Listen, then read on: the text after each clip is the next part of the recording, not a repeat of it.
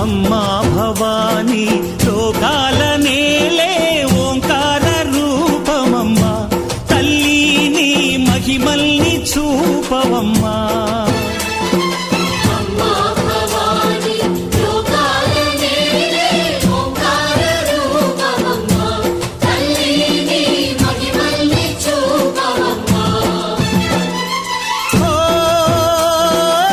సృష్టికే దీపమా, శక్తికే మూలమా, సింహరథమే నీదమ్మా. అమ్మ దుర్గమ్మ భక్తులను దీవించుమా.